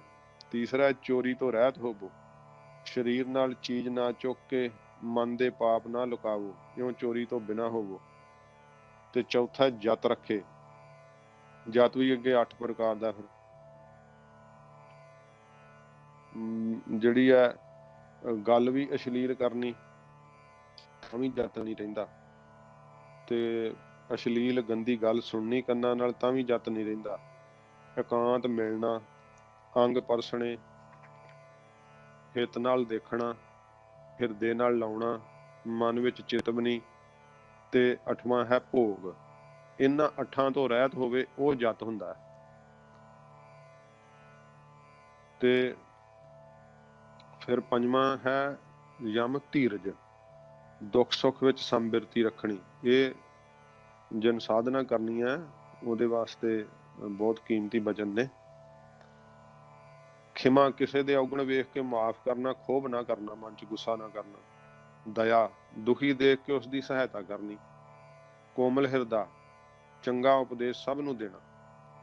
ਮਰਿਆਦਾ ਦਾ ਭੋਜਨ ਖਾਣਾ, ਭੁੱਖ ਤੋਂ ਚੌਥਾ ਹਿੱਸਾ ਘੱਟ ਹੀ ਖਾਣਾ। ਤੇ ਜਲ ਨਾਲ ਸਰੀਰ ਦਾ ਇਸ਼ਨਾਨ ਕਰਨਾ, ਤੇ ਰਾਗ ਦੁਆਖ ਦਾ ਤਿਆਗ ਕਰਨਾ, ਰੂਪ ਮਨ ਦਾ ਇਸ਼ਨਾਨ ਕਰਨਾ। ਇਹ 10 ਪ੍ਰਕਾਰ ਦਾ ਯੋਗ ਦਾ ਜਿਹੜਾ ਨਾ, ਯੋਗ ਦੇ ਪਹਿਲੇ ਯਮ ਦਾ 10 ਅੰਗ ਕਹੇ ਆ। ਫਿਰ ਨੇਮ ਹੈ, ਨੇਮ ਵੀ 10 ਪ੍ਰਕਾਰ ਦਾ। ਪਹਿਲਾ ਨੇਮ ਹੈ ਤਪ ਕਰਨਾ। ਇਹ 3 ਤਰ੍ਹਾਂ ਦਾ ਹੁੰਦਾ। ਤਾਮਸੀ, ਭੁੱਖੇ ਧਿਆਏ ਰਹਿਣਾ, ਅਗਨ ਤਾਵਣੀ ਜਲ ਧਾਰਿਆ ਕਰਨੇ, ਇਹ ਤਾਮਸੀ ਤਪ ਹੈ। ਰਾਜਸੀ ਤਪ, ਕੁਕਰਮਾਂ ਵੱਲੋਂ ਇੰਦਰੀਆਂ ਨੂੰ ਰੋਕਣਾ, ਸ੍ਰੇਸ਼ਟ ਸੇਵਾ ਆਦਿ ਕਰਨੀ, ਰਾਜਸੀ ਤਪ ਹੈ। ਸਾਂਤਕੀ ਤਪ, ਬਿਰਤੀ ਨੂੰ ਨਾਮ ਵਿੱਚ ਟਿਕਾਉਣਾ, ਸੰਤੋਖ ਧਾਰਨ ਕਰਨਾ, ਵਾਹਿਗੁਰੂ ਦੀ ਰਜਾ ਵਿੱਚ ਪਦਾਰਥ ਮਿਲੇ ਤਾਂ ਉਹਨੇ 'ਚ ਸੰਤੁਸ਼ਟ ਰਹਿਣਾ। ਜਿਹੜਾ ਕੱਚਾ ਸੰਤੋਖ ਹੈ, ਪਦਾਰਥ ਹੱਥ ਨਾ ਆਉਣਾ ਤੇ ਕਹਿਣਾ ਮੈਂ ਸੰਤੋਖੀ ਹਾਂ। ਨਹੀਂ, ਸੰਤੋਖ ਪਦਾਰਥ ਆਵੇ ਵੀ ਤੇ ਤਾਂ ਵੀ ਉਹਦੇ ਨਾਲ ਮੋਹ ਨਾ ਲਾਉਣਾ। ਆਸਤਕ, ਗੁਰੂ ਸਾਹਿਬ ਦੇ ਬਚਨਾਂ ਤੇ ਬੁੱਧੀ ਅੰਦਰ ਦ੍ਰਿੜ ਵਿਸ਼ਵਾਸ ਰੱਖਣਾ, ਨਿਸ਼ਚਾ ਰੱਖਣਾ। ਦਾਨ, ਕ੍ਰੋਧ ਸਹਿਤ ਦਾਨ ਦੇਣ ਨਾਲ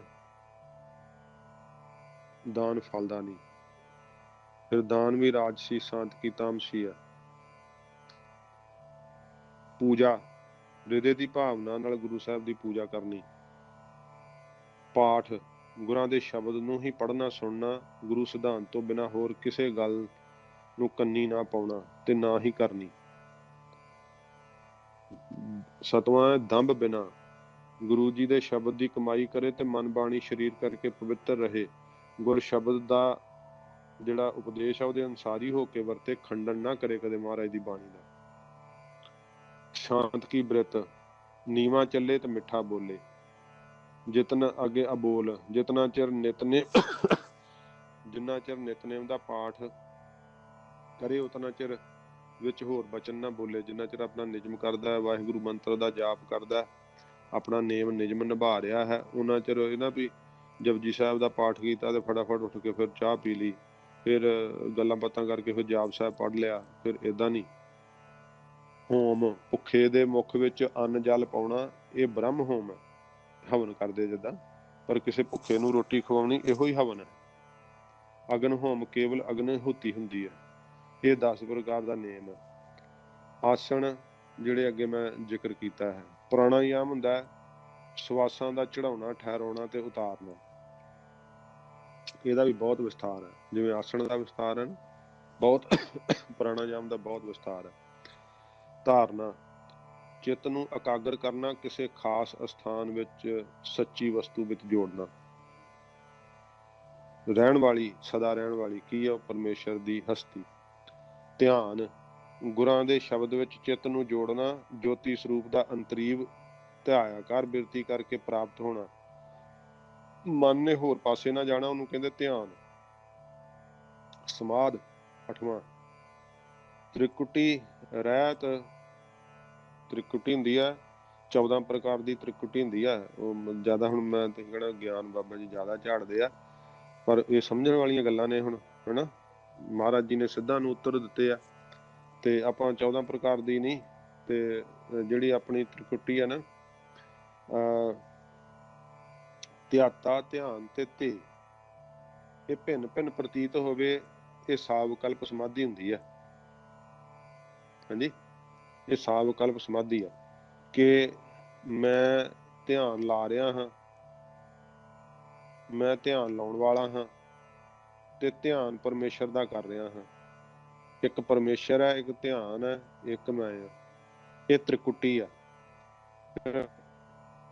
ਈੜਾ ਪਿੰਗਲਾ ਔਰ ਸੁਖਮਨਾ, ਤੀਨ ਬਸੇ ਇਕਠਾਈ। ਇਹ ਤਿੰਨ ਭਰਵੱਟਿਆਂ ਦੇ ਵਿੱਚ ਜਿਹੜੀ ਸੰਧ ਹੁੰਦੀ ਹੈ, ਇੱਥੇ ਇਕੱਠੀਆਂ ਹੁੰਦੀਆਂ। ਸ੍ਰੀ ਗੁਰੂ ਗ੍ਰੰਥ ਸਾਹਿਬ 'ਚ ਲਿਖਿਆ, ਬੇਣੀ ਜੀ ਦਾ ਸ਼ਬਦ ਹੈ। ਬੇਣੀ ਸੰਗਮ ਤਹਿ ਪ੍ਰਾਗ, ਮਨ ਮੱਜਨ ਕਰੈ ਤਥਾਈ। ਭਗਤ ਬੇਣੀ ਜੀ ਨੂੰ ਕਿਸੇ ਨੇ ਪੁੱਛਿਆ ਵੀ ਉੱਥੇ ਗੰਗਾ ਜਮਨਾ ਸਰਸਵਤੀ ਇਕੱਠੀਆਂ ਹੁੰਦੀਆਂ ਪਰਾਏ ਰਾਗ 'ਚ, ਤੇ ਉੱਥੇ ਇਸ਼ਨਾਨ ਕਰ ਆਓ। ਭਗਤ ਜੀ ਨੇ ਕਿਹਾ ਈੜਾ ਪਿੰਗਲਾ ਔਰ ਸੁਖਮਨਾ, ਜਿਹੜੀ ਈੜਾ ਪਿੰਗਲਾ ਤੇ ਸੁਖਮਨਾ ਨਾੜੀ ਹੈ ਨਾ, ਇਹ ਤੀਨ ਬਸੇ ਇਕਠਾਈ। ਜਦੋਂ ਤਿੰਨਾਂ ਦਾ ਸੰਧ ਇੱਕ ਥਾਂ ਤੇ ਇਕੱਠਾ ਹੁੰਦਾ, ਤੇ ਉੱਥੋਂ ਦਸਮ ਦਵਾਰ ਨੂੰ ਸਫਰ ਤੈਅ ਹੁੰਦਾ। ਤੇ ਜਦੋਂ ਤ੍ਰਿਕੁਟੀ ਛੁੱਟ ਜਾਵੇ, ਭਾਵ ਉਹ ਇੱਥੇ ਧਿਆਨ ਲਾਉਣਾ, ਜਦੋਂ ਤ੍ਰਿਕੁਟੀ ਵਿੱਚੋਂ ਪ੍ਰਾਣ ਸਿੱਧੇ ਦਸਮ ਦਵਾਰ ਚੜ੍ਹਦੇ ਆ, ਉਹਨੂੰ ਫਿਰ ਕਹਿੰਦੇ ਸਮਾਧੀ। ਏਦਾਂ ਹੁਣ ਗੁਰਮਤ ਦੇ ਜਿਹੜੇ ਆ ਨਾ, ਉਹ 8 ਅੰਗ ਵਾ ਮਹਾਰਾਜ ਜੀ ਨੇ ਜਿਹੜੇ ਸਿੱਧਾਂ ਨੂੰ ਦੱਸੇ, ਉਹ ਫਿਰ ਸੁਣੋ, ਆਪਾਂ ਫਿਰ ਸਮਾਪਤੀ ਕਰ ਦਾਂਗੇ। ਉਹਦਾ ਮੇਰਾ ਇਰਾਦਾ ਸੀ ਅੱਜ ਅਗਲੀ ਪੌੜੀ ਕਰਨ ਦਾ, ਪਰ ਇਹ ਫਿਰ ਵਿੱਚ ਵਿਸਥਾਰ ਆ ਗਿਆ। ਯਮ ਹੈ ਮਨ ਨੀਵਾਂ ਰੱਖਣਾ, ਆਪਣੇ ਗੁਣਾਂ ਤੋਂ ਸਦਾ ਨਿਰਮਾਣ ਰਹਿਣਾ। ਗੁਣਾਂ ਦਾ ਹੰਕਾਰ ਨਾ ਕਦੇ ਕਰਨਾ। ਨੇਮ ਹੈ ਨਿਯਮ ਨਾਲ ਸਤ ਸੰਗਤ ਵਿੱਚ ਜਾਣਾ, ਕਥਾ ਕੀਰਤਨ ਸੁਣਨਾ। ਜੇ ਪੜ੍ਹਨ ਦੀ ਤਾਕਤ ਹੋਵੇ ਤਾਂ ਨਿਯਮ ਨਾਲ ਪੜ੍ਹਨਾ, ਨਹੀਂ ਤਾਂ ਇੱਕ ਮਨ ਹੋ ਕੇ ਸੁਣਨਾ। ਇਕਾਂਤ ਦੇਸ਼, ਸਭ ਵਿੱਚ ਇੱਕੋ ਇੱਕ ਅਕਾਲ ਪੁਰਖ ਨੂੰ ਜਾਣਨਾ, ਦੂਜਾ ਕੋਈ ਦਿਸਣਾ ਹੀ ਨਾ, ਸਾਰੀਆਂ ਘਟਾਂ ਵਿੱਚ ਇੱਕੋ ਇੱਕ ਵਿਆਪਕ, ਇਹ ਪ੍ਰਤਹਾਰ ਹੈ। ਮਨ ਦੀਆਂ ਵਾਸ਼ਨਾ ਸੂਖਸ਼ਮ ਕਰਨੀਆਂ ਅਤੇ ਆਤਮਾ ਵਿਚਾਰ ਵਿੱਚ ਜੁੜਨਾ। ਆਸਣ, ਅਕਾਲ ਪੁਰਖ ਵਿੱਚ ਚਿੱਤ ਦੀ ਬਿਰਤੀ ਨੂੰ ਅਸਥਿਤ ਕਰਨਾ। ਚਿੱਤ ਹੀ ਤਿਸ ਪਰਮੇਸ਼ਰ ਵਾਸਤੇ ਆਸਣ ਹੈ, ਭਾਵ ਆਪਣੇ ਚਿੱਤ ਰੂਪੀ ਆਸਣ ਤੇ ਵਾਹਿਗੁਰੂ ਜੀ ਨੂੰ ਬਿਠਾਉਣਾ। ਇਹ ਆਸਣ ਲਾਉਣੇ, ਬਾਹਰੋਂ ਦੂਸਰੇ ਆਸਣ ਲਾ ਕੇ ਸਿਹਤ ਤਾਂ ਠੀਕ ਰਹਿੰਦੀ ਹੈ, ਪਰ ਆਤਮਕ ਅਵਸਥਾ ਜਿਹੜੀ ਹੈ ਨਾ, ਉਹਦੀ ਤਰੱਕੀ ਨਹੀਂ ਹੁੰਦੀ। ਜੇ ਹੁੰਦੀ ਹੈ ਤਾਂ ਬਹੁਤ ਲੰਬੇ ਅਰਸੇ ਲੱਗ ਜਾਂਦੇ ਆ। ਤੇ ਫਿਰ ਹੈ ਪ੍ਰਾਣਾਯਾਮ, ਉਹ ਪੂਰਬ ਕੁੰਭਕ ਤੇ ਰੇਚਕ ਹੁੰਦਾ ਪ੍ਰਾਣਾਯਾਮ। ਗੁਰੂ ਜੀ ਦੇ ਬਚਨ ਸੁਣਨੇ, ਸਾਰੇ ਅੰਦਰ ਹੀ ਖਿੱਚ ਲੈਣੇ, ਭਾਵ ਜਦੋਂ ਸਵਾਸ ਖਿੱਚਦੇ ਆ ਨਾ, ਤੇ ਉਹਨਾਂ ਨੂੰ ਟਿਕਾਉਂਦੇ ਆ। ਫਿਰ ਖਿੱਚਣ ਨੂੰ ਪੂਰਕ ਕਹਿੰਦੇ ਆ, ਸਵਾਸਾਂ ਦੇ ਖਿੱਚਣ ਨੂੰ ਪ੍ਰਾਣਾਯਾਮ ਆ। ਇੱਧਰ ਕਿਹੜੇ ਖਿੱਚਣੇ ਆ? ਗੁਰੂ ਜੀ ਦਾ ਬਚਨ ਸੁਣ ਕੇ ਅੰਦਰ ਧਾਰਨ ਕਰ ਲੈਣਾ। ਤੇ ਕੁੰਭਕ, ਜੋ ਆਤਮਕ ਵਸਤੂ ਸਮਝੀ ਹੈ ਗੁਰਾਂ ਦੇ ਬਚਨ ਦੁਆਰਾ, ਉਸ ਵਿੱਚ ਸਦਾ ਰਿਦਾ ਅਸਥਿਤ ਕਰਨਾ। ਅਭਿਆਸ ਕਰਦੇ ਰਹਿਣਾ, ਥੱਕਣਾ ਨਾ। ਵਾਹਿਗੁਰੂ ਮੰਤਰ ਨੂੰ ਸਦਾ ਹਿਰਦੇ ਵਿੱਚ ਠਹਿਰਾਉਣਾ, ਇਹ ਆ ਕੁੰਭਕ ਤੇ ਰੇਚਕ ਆ ਸਤਿਗੁਰਾਂ ਦੇ ਬਚਨਾਂ ਨੂੰ ਜਿਹੜਾ ਨਾ ਸੁਣ ਕਰਕੇ ਜਿਹੜੀ ਚੀਜ਼ ਨੂੰ ਮਹਾਰਾਜ ਨੇ ਤਿਆਗਣਾ ਕਿਹਾ ਹੈ ਉਹਦਾ ਤਿਆਗ ਕਰਨਾ। ਆਪ ਬੱਜਰ ਕਰੈਤਾਂ ਦਾ ਤਿਆਗ ਕਰਨ ਨੂੰ ਕਿਹਾ ਤੇ ਉਹਦੇ ਤਿਆਗ ਵਿੱਚ ਹੀ ਸੁੱਖ, ਵੱਡਾ ਸੁੱਖ ਮੰਨਣਾ। ਇਹ ਪ੍ਰਾਣਾਯਾਮ ਹੈ। ਇਹ ਪ੍ਰਾਣਾਯਾਮ ਕਰਨਾ। ਜੇ ਕ੍ਰਿਤੀਆਂ ਧਾਰਨ ਕੀਤੀਆਂ ਤੇ ਬਾਹਰਲਾ ਕੀਤਾ ਪ੍ਰਾਣਾਯਾਮ, ਫਿਰ ਜਿਹੜਾ ਉਹ ਕੀ ਕਰੇਗਾ? ਹਾਂਜੀ। ਤੇ 6ਵੇਂ ਨੰਬਰ ਤੇ ਆ ਗਿਆ ਧਿਆਨ। ਜਦੋਂ ਗੁਰਬਾਣੀ ਪੜ੍ਹਨ ਸੁਣਨ ਬੈਠੇ ਉਦੋਂ ਗੁਰੂ ਦੇ ਸ਼ਬਦ ਦਾ ਅਰਥ ਵਿੱਚ ਧਿਆਨ ਰੱਖੇ। ਜਿੱਦਾਂ ਆਪਾਂ ਅਰਥਾਂ ਸਮੇਤ ਬਾਣੀ ਪੜ੍ਹਦੇ ਪਏ ਨਾ, ਜੇ ਹੁਣ ਬਹਿ ਹੀ ਗਏ ਆ ਤੇ ਫਿਰ ਸਮਾਂ ਤੇ ਸਫਲਾ ਹੋਵੇ। ਮਨ ਏਡਾ ਢੀਠ ਹੈ ਕਿ ਸਮਾਂ ਵੀ ਕੱਢ ਲਿਆ ਪਰ ਧਿਆਨ ਨਹੀਂ ਟਿਕਾਉਂਦਾ। ਹੋਰ ਫੁਰਨਾ ਸੰਕਲਪ ਨਾ ਫੁਰਨ ਦੇਵੇ। ਸੁਣਨ ਵਿੱਚ ਤੇ ਪੜ੍ਹਨ ਵਿੱਚ ਧਿਆਨ ਟਿਕਾਵੇ। ਜੇ ਗੁਟਕਾ ਸਾਹਿਬ ਲੈ ਕੇ ਵੀ ਬੈਠ ਗਏ ਤੇ ਫਿਰ ਵੀ ਬਾਣੀ ਨਾ ਪੜ੍ਹੀ ਤਾਂ ਫਿਰ ਲਾਭ ਕਿੱਦਾਂ ਮਿਲੂਗਾ? ਹੁਣ ਬਾਣੀ ਦੇ ਸੰਥਿਆ ਕਲਾਸ ਵਿੱਚ ਬਹਿ ਗਏ ਫੋਨ ਲਾ ਕੇ, ਪਰ ਸੁਣਦਿਆਂ ਵੀ ਸੁਣੀ ਨਾ, ਤੇ ਫਿਰ ਕਿੱਦਾਂ ਸੁੱਧ ਬਣਨੀ ਆਵੇਗੀ? ਫਿਰ ਜਪਜੀ ਸਾਹਿਬ ਦੇ ਅਰਥ ਕਿੱਦਾਂ ਪਤਾ ਲੱਗਣਗੇ? ਇਸ ਕਰਕੇ ਜਦੋਂ ਗੁਰਬਾਣੀ ਪੜ੍ਹਨ ਜਾਂ ਸੁਣਨ ਬੈਠ ਜਾਵੇ, ਮਨ ਨੂੰ ਸਮਝਾ ਲਵੇ ਹੁਣ ਸਮਾਂ ਤਾਂ ਕੱਢ ਹੀ ਲਿਆ, ਇਸ ਕਰਕੇ ਤੂੰ ਹੁਣ ਫੁਰਨੇ ਛੱਡ ਦੇ ਤੇ ਸੁਣ। ਧਾਰਨਾ ਜਿਹੜੀ ਆ ਮਨ ਵਿੱਚ ਜਦੋਂ ਸੰਕਲਪ ਆ ਜਾਵੇ ਫਿਰ ਮਨ ਨੂੰ ਰੋਕ ਕੇ ਸ਼ਬਦ ਵਿੱਚ ਹੀ ਲਾਵੇ। ਧਾਰਨਾ ਹੁੰਦੀ ਹੈ ਕਿ ਜੇ ਸੰਕਲਪ ਆ ਗਿਆ ਤੇ ਫਿਰ ਘਬਰਾਵੇ ਨਾ ਕਿ ਮੈਂ ਵੇਖੋ ਫਿਰ ਸੰਕਲਪ 'ਚ ਚਲ ਗਿਆ, ਮੇਰਾ ਮਨ ਜਿਹੜਾ ਉਹ ਜੁੜਦਾ ਨਹੀਂ। ਫਿਰ ਸੰਕਲਪ 'ਚੋਂ ਹਟਾ ਕੇ ਫਿਰ ਨਾਮ ਚਲਾਵੇ। ਤੇ 8ਵਾਂ ਫਿਰ ਸਮਾਧ। ਸ਼ਬਦ ਵਿੱਚ ਜਦੋਂ ਮਨ 2-4 ਘੜੀਆਂ ਟਿਕਣ ਲੱਗ ਜਾਵੇ ਫਿਰ ਤਨ ਮਨ ਨੂੰ ਸਾਧ ਕੇ 8 ਪੈਰ ਮਨ ਦਾ ਜਿਹੜਾ ਪ੍ਰੇਮ ਹੈ, ਸ਼ਬਦ ਦਾ ਰਸ ਜਦੋਂ ਲੈਣ ਲੱਗ ਪਵੇ, ਹਉਮੈ ਨੂੰ ਮੇਟ ਕੇ ਪੂਰਨ ਪਰਮੇਸ਼ਰ ਵਿੱਚ ਸਮਾਵੇ, ਉਹਨੂੰ ਪੂਰਨ ਤੌਰ ਤੇ ਸਮਾਧੀ ਕਹਿੰਦੇ ਆ। ਇਹ 8 ਅੰਗ ਭਗਤ ਯੋਗ ਦੇ ਆ ਜਿਹੜੇ ਗੁਰੂ ਘਰ ਵਿੱਚ ਦੱਸੇ ਜਾਂਦੇ ਆ। ਇਹ ਯੋਗ ਧਾਰਨਾ ਗੁਰੂ ਕੀ ਆਗਿਆ, ਆ ਜਿਹੜਾ ਯੋਗ ਧਾਰਨਾ ਦੱਸਿਆ ਮਹਾਰਾਜ ਸੱਚੇ ਪਾਤਸ਼ਾਹ ਨੇ, ਤੋ ਇਸ ਯੋਗ ਨੂੰ ਜਿਹੜਾ ਹੈ ਉਹ ਮਨ ਬਾਣੀ ਸਰੀਰ ਕਰਕੇ ਕਮਾਉਣਾ ਕਰੇ। ਤੇ ਜੇ ਸਮਾਧੀ ਤੱਕ ਅਜੇ ਨਹੀਂ ਪਹੁੰਚੇ ਤੇ ਫਿਰ ਕੋਸ਼ਿਸ਼ ਕਰਨੀ ਚਾਹੀਦੀ ਹੈ ਕਿ ਸਮਾਧੀ ਤੱਕ ਮੇਰਾ ਮਨ ਕਿਵੇਂ ਪਹੁੰਚੇ। ਇੱਕ ਹੁੰਦੀ ਹੈ ਸਾਵਕਲਪ ਸਮਾਧੀ, ਇੱਕ ਹੁੰਦੀ ਹੈ ਨਿਰਵਿਕਲਪ ਸਮਾਧੀ। ਸਾਵਕਲਪ ਸਮਾਧੀ ਹੁੰਦੀ ਹੈ ਉਹਦੇ ਵਿੱਚ ਦੇਸ਼ ਕਾਲ ਵਸਤੂ ਦੇ ਦਾ ਅਨੁਮਾਨ ਰਹਿੰਦਾ ਕਿ ਮੈਂ ਫਲਾਣੇ ਦੇਸ਼ 'ਚ ਆ ਵੇਲਾ ਹੈ ਤੇ ਮੈਂ ਭਜਨ ਕਰ ਰਿਹਾ ਹਾਂ। ਜਦੋਂ ਭੁੱਲ ਜੇ ਚੇਤਾ ਕਿ ਮੈਂ ਕਿੱਥੇ ਆ ਤੇ ਸਮਾਂ ਕਿਹੜਾ ਹੈ, ਦੇਹ ਦਾ ਵੀ ਭਾਵ ਨਾ ਫੁਰੇ, ਉਹਨੂੰ ਨਿਰਵਿਕਲਪ ਸਮਾਧੀ ਕਹਿੰਦੇ ਆ। ਉੱਥੇ ਮੈਨੂੰ ਸਾਖੀ ਯਾਦ ਆਈ ਆ, ਉਹ ਸੁਣਾਵਾਂ ਫਿਰ ਆਪਾਂ ਸਮਾਪਤੀ ਕਰ ਦਾਂਗੇ। ਬਾਬਾ ਕਰਮ ਸਿੰਘ ਜੀ ਹੋਤੀ ਮਰਦਾਨ ਵਾਲੇ ਮਹਾਂਪੁਰਖ ਹੋਏ ਆ। ਇਹਨਾਂ ਨੇ ਬਹੁਤ ਪੰਥ ਦੀ ਸੇਵਾ ਕੀਤੀ, ਬੜੇ ਨਾਮ ਦੇ ਕਮਾਈ ਵਾਲੇ ਹੋਏ ਆ, ਬਹੁਤ ਜ਼ਿਆਦਾ। ਫੌਜ ਦੇ ਵਿੱਚ ਨੌਕਰੀ ਕਰਦੇ ਸੀ ਬਾਬਾ ਜੀ, ਤੇ ਜਿੱਥੇ ਇਹਨਾਂ ਦੀ ਰੈਜੀਮੈਂਟ ਸੀਗੀ ਉੱਥੇ ਲਾਗੇ ਦੂਰ ਜੰਗਲ ਦੇ ਵਿੱਚ ਇੱਕ ਨਦੀ ਪੈਂਦੀ ਸੀ, ਤੇ ਨਦੀ ਦੇ ਕੰਢੇ ਅੰਮ੍ਰਿਤ ਵੇਲੇ ਬਾਬਾ ਜੀ ਰੋਜ਼ ਚਲੇ ਜਾਂਦੇ ਸੀ ਤੇ ਇਸ਼ਨਾਨ ਉੱਥੇ ਨਦੀ 'ਚ ਹੀ ਕਰਕੇ, ਆਪਣੀ ਕਿਰਿਆ ਸੋਧ ਕੇ ਇਸ਼ਨਾਨ ਕਰਕੇ ਤੇ ਧਿਆਨ ਟਿਕਾ ਕੇ ਵਾਹਿਗੁਰੂ ਮੰਤਰ ਦਾ ਜਾਪ ਕਰਦੇ ਹੁੰਦੇ ਸੀ। ਰੋਜ਼ ਦਾ ਨਿਯਮ ਸੀ ਤੇ ਜਾਪ ਕਰਕੇ ਫਿਰ ਆਪਣੀ ਡਿਊਟੀ ਤੇ ਆ ਜਾਣਾ। ਇੱਕ ਵਾਰੀ ਦਰੋਗੇ ਨੇ ਕਿਹਾ, ਇਹ ਅੰਗਰੇਜ਼ ਦੇ ਸਮੇਂ ਦੀ ਗੱਲ ਹੈ ਜਦੋਂ ਅੰਗਰੇਜ਼ ਦਾ ਰਾਜ ਸੀ, ਬ੍ਰਿਟਿਸ਼ ਇੰਡੀਆ ਸੀ ਇੱਥੇ, ਤੇ ਦਰੋਗੇ ਨੇ ਕਿਹਾ ਵੀ ਅੱਜ ਆਫੀਸਰ ਨੇ ਆਉਣਾ ਵਾ ਤੇ ਸਾਰੇ ਆਪਣੀ ਤਿਆਰੀ ਕਰ ਲਿਓ, ਵਧੀਆ ਸ਼ਸਤਰ ਸਭ ਦੇ ਲਿਸ਼ਕਦੇ ਹੋਣ, ਵਰਦੀ ਸਭ ਆਪਣੀ ਵਧੀਆ ਐਨ ਤਰੀਕੇ ਨਾਲ ਪਹਿਨਿਓ।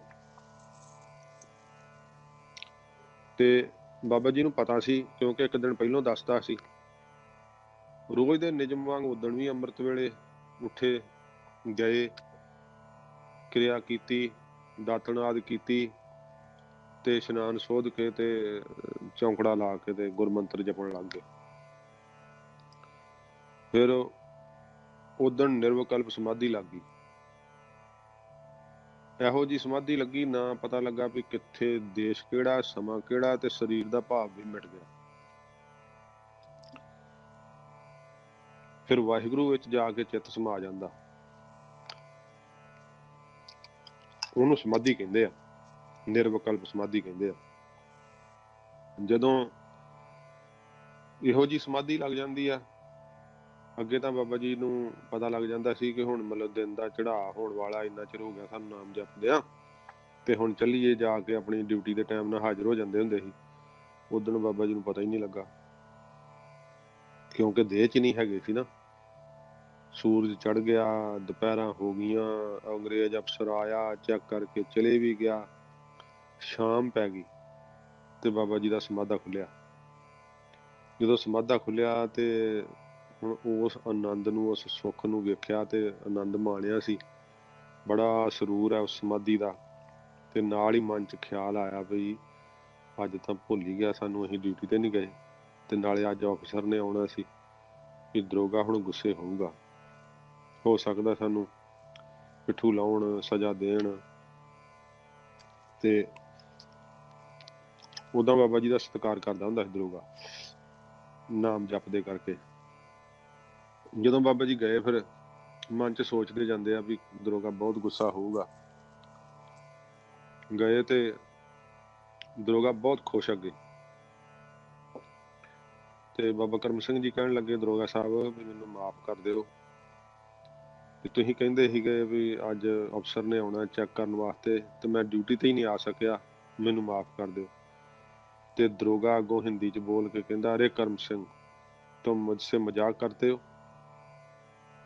ऑफिसर ने तो तुमको सबसे अव्वल दर्जे का इनाम दिया है, तुम्हारी बंदूक सबसे अच्छी लग रही थी, तुम्हारी वर्दी सबसे अच्छी लग रही थी। ਤੇ ਕਰਮ ਸਿੰਘ ਜੀ ਕਹਿੰਦੇ ਵੀ ਦਰੋਗਾ ਸਾਹਿਬ ਮੈਂ ਤਾਂ ਅੱਜ ਭੁੱਲ ਹੀ ਗਿਆ, ਆਇਆ ਹੀ ਨਹੀਂ, ਮੈਨੂੰ ਪਤਾ ਹੀ ਨਹੀਂ ਰਿਹਾ। ਕਹਿੰਦੇ नहीं करम सिंह, तुमको सबसे अव्वल दर्जे का इनाम मिला है, ऑफिसर तुम्हारी वर्दी से तुम्हारी बंदूक की चमक देख के बहुत खुश हुआ। ਬਾਬਾ ਕਰਮ ਸਿੰਘ ਜੀ ਨੂੰ ਪਤਾ ਲੱਗ ਗਿਆ ਫਿਰ ਕਿ ਇਹ ਧੰਨ ਗੁਰੂ ਗੋਬਿੰਦ ਸਿੰਘ ਸੱਚੇ ਪਾਤਸ਼ਾਹ ਜੀ ਮਹਾਰਾਜ ਸਾਡੇ ਥਾਂ ਪਹਿਰਾ ਦੇਤਾ, ਸਾਡਾ ਰੂਪ ਧਾਰ ਕੇ। ਤੇ ਫਿਰ ਦਰੋਗੇ ਨੂੰ ਆਖਿਆ ਵੀ ਅਸੀਂ ਹੁਣ ਅੱਜ ਤੋਂ ਤੁਹਾਡੀ ਨੌਕਰੀ ਨਹੀਂ ਕਰਨੀ, ਜਿਸ ਸੱਚੇ ਸਾਹਿਬ ਨੇ ਸਾਡਾ ਰੂਪ ਧਾਰ ਕੇ ਸਾਡੇ ਥਾਂ ਪਹਿਰਾ ਦਿੱਤਾ, ਹੁਣ ਸਾਰੀ ਜ਼ਿੰਦਗੀ ਉਹਨਾਂ ਦਾ ਹੀ ਪਹਿਰਾ ਕਰਾਂਗੇ। ਤੇ ਦਰੋਗੇ ਨੇ ਕਿਹਾ ਵੀ ਕਰਮ ਸਿੰਘ ਐਸੇ ਤੁਮ ਫੌਜ ਕੀ ਨੌਕਰੀ ਛੋੜ ਨਹੀਂ ਸਕਤੇ। ਤੇ ਬਾਬਾ ਕਰਮ ਸਿੰਘ ਜੀ ਆਪਣਾ ਸਮਾਨ ਬੰਨ ਕੇ ਤੁਰਦੇ, ਕਹਿੰਦੇ ਸਾਡਾ ਨਾਂ ਹੀ ਨਹੀਂ ਹੈਗਾ ਤੁਹਾਡੇ ਕਹਿੰਦੇ ਸਾਰੇ ਰਿਕਾਰਡ ਦੇ ਵਿੱਚ। ਜਦੋਂ ਫੋਲਿਆ ਰਿਕਾਰਡ ਤੇ ਬਾਬਾ ਜੀ ਦਾ ਨਾਂ ਹੀ ਗਾਇਬ ਹੋ ਗਿਆ, ਨਾਂ ਵੀ ਨਹੀਂ ਲੱਭਾ, ਕਿਉਂਕਿ ਆਪਣੀ ਮਰਜ਼ੀ ਨਾਲ ਫੌਜ ਦੀ ਨੌਕਰੀ ਨਹੀਂ ਨਾ ਛੱਡ ਸਕੀ ਦੀ। ਪਰ ਬਾਬਾ ਜੀ ਫਿਰ ਛੱਡ ਕੇ ਆ ਗਏ। ਸਾਰੀ ਉਮਰ ਬਾਬਾ ਜੀ ਨੇ ਫਿਰ ਪ੍ਰਚਾਰ ਕੀਤਾ, ਬੰਦਗੀ ਕੀਤੀ, ਤੇ ਬਹੁਤ ਭੁੱਲੇ ਭਟਕੇ ਜੀਆਂ ਨੂੰ ਵਾਹਿਗੁਰੂ ਜੀ ਦੇ ਨਾਲ ਜੋੜਿਆ। ਪੰਥ ਦੇ ਅੰਦਰ ਬੜਾ ਉਹਨਾਂ ਦਾ ਮਾਣ ਸੀ, ਬੜਾ ਸਤਿਕਾਰ ਸੀ। ਬੜੇ ਬੜੇ ਸਾਧੂ ਪੁਰਖ ਉਹਨਾਂ ਦੀ ਸੰਗਤ ਕਰਕੇ ਜਿਹੜੇ ਸੀ ਉਹ ਪੈਦਾ ਹੋਏ। ਇਹ ਹੋਤੀ ਵਾਲੀ ਜਿਹੜੀ ਸੰਪਰਦਾ, ਇਹ ਬਾਬਾ ਕਰਮ ਸਿੰਘ ਜੀ ਮਹਾਰਾਜ ਤੋਂ ਫਿਰ ਚੱਲੀ ਆ, ਬਾਬਾ ਕਰਮ ਸਿੰਘ ਜੀ ਹੋਤੀ ਮਰਦਾਨ। ਤੇ ਇਹ ਸਮਾਧੀ ਦਾ ਲੱਗ ਜਾਣਾ, ਸੱਚੇ ਪਾਤਸ਼ਾਹ ਜੀ ਮਹਾਰਾਜ ਕਹਿੰਦੇ ਆ ਜਿਨ੍ਹਾਂ ਨੂੰ ਇਹ ਦਾਤ ਪ੍ਰਾਪਤ ਹੁੰਦੀ ਹੈ ਉਹ ਜੰਜਾਲਾਂ ਤੋਂ ਛੁੱਟ ਜਾਂਦੇ ਆ।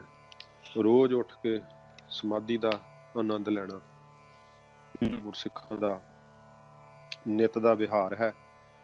ਇਹ ਸਤਿਗੁਰੂ ਜੀ ਨੇ ਵੀ ਆਪਣੇ ਜੀਵਨ ਦੇ ਅੰਦਰ, ਜਦੋਂ ਮਹਾਰਾਜ ਸੱਚੇ ਪਾਤਸ਼ਾਹ ਜੀ